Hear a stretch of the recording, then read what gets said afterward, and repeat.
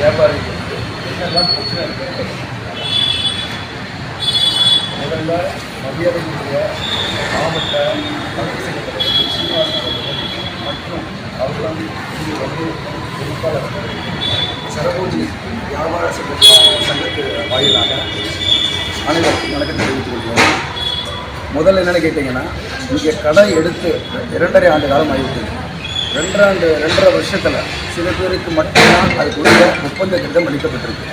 சில கடைகளுக்கு அதுக்குரிய பணம் கட்டி 12 மாதம் வாடகை கட்டியிருக்காங்க. அதுக்குரிய ஒப்பந்த கடிதமோ அதில் ஆர்டர் காப்பி வந்து கொடுக்கல.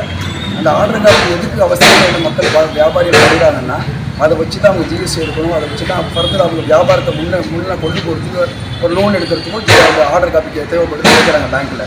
ஸோ அதனால் நம்ம தலைவட்ட இதன் மூலம் சங்கத்தின் மூலமாக என்ன வேண்டுகோள் விடுக்கிறோம்னா, முக்கியமாக கடை எடுத்து அனைவருக்கும் ஆர்டர் காப்பி உடனே வழங்கிடணும். என்னென்னு கேட்டால், எப்போ போய் நாங்கள் சம்மந்தப்பட்ட அதிகாரி அணுகிறப்ப அவங்க முறையான ஒரு ரெஸ்பான்ஸ் கொடுக்கறது இருக்கு. அதை ரொம்ப நாங்கள் ஃபோன் பண்ணி கேட்குறப்போ ஒவ்வொரு விஷயவாங்க 10 நாள் வச்சுருக்காங்கன்னு சொல்லி அமைச்சிடுறாங்க.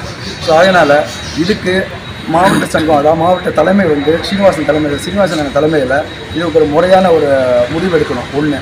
ரெண்டாவது என்னென்னு கேட்டிங்கன்னா, கடை வந்து இங்கே மார்க்கெட்டில் இருக்க வியாபாரிகள் எல்லாருமே அடிமட்ட வியாபாரிகள் தான், பெரிய வியாபாரிகள் கிடையாது. எல்லாரும் இருக்கிறத நல்லவர்கள்லாம் வச்சு எடுத்து தான் கடை வாடகை எடுத்துக்கிறாங்க. இந்த வியாபாரமே சுத்தமாக இல்லாத காரணத்தினால அதனால் என்ன பண்ணுறாங்க, கடையை சரண்டர் பண்ணி மாநகராட்சி வசம் ஒப்படைக்கிறாங்க.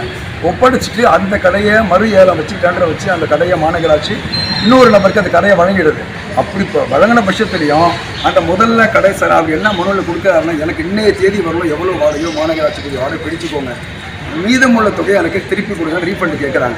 அதுக்கும் மாநகராட்சி காலையில் வந்து சரி சாய்க்க மாட்டேங்குது. இதனால் மக்கள் ஒரு அதாவது எப்படி சொல்கிற சூசைட் நடந்து தள்ளப்படுறாங்க. எல்லாம் ரொம்ப கஷ்டப்படுற வியாபாரிகள் தான். மனசு எல்லாம் வந்து பாதிக்கு மேலே வெள்ளம் வெளியில் போயிட்டாங்க.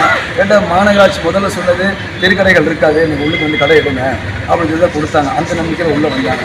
இப்போ தெருக்கடைகள் ஃபுல்லாக 5 பைசா வாடகை இல்லாமல் மார்க்கெட்டுக்குள்ளே 20,000 ரூபா கொடுத்து என்னென்ன ஜாமான்லாம் ஒரு கடையில் வச்சுருக்கோம், அனைத்து ஜாமான் தள்ளுவண்டியில் வச்சுருக்காங்க.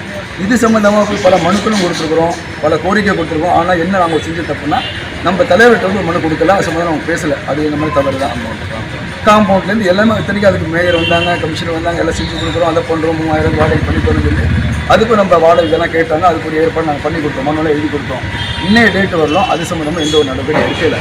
ஸோ இனிமேலாச்சும் நாங்கள் வந்து சங்கம் வந்து எங்களுக்கு கஷ்டப்படுற மக்கள் அடிமட்ட வியாபாரிகள்லாம் எங்களுக்கு நல்ல செஞ்சு கொடுத்தா சங்கம் ஃபுல்லாக உங்கள் பின்னால் நாங்கள் நிற்க தயாராக இருக்கும், என்ன வேணாலும் செய்ய தயாராக இருக்கும்.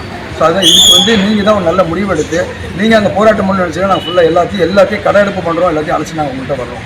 நீங்கள் என்ன சொல்லுங்கள் நாங்கள் செய்கிறோம். இதுக்கு ஒரு நல்ல முடிவு. Refund number 1. முக்கியமாக வந்து கடை வாங்கினவங்களுக்கு உரிய ஆர்டர் காப்பி. ஒரு ஜாமானே போய் கடையில் போய் வாங்குகிறோம் 10 ரூபாய்க்கு, அந்த குடியை நம்ம பில்லை கொடுக்குறோம், அதை அவங்க கொடுக்க மாட்டேங்கிறாங்க.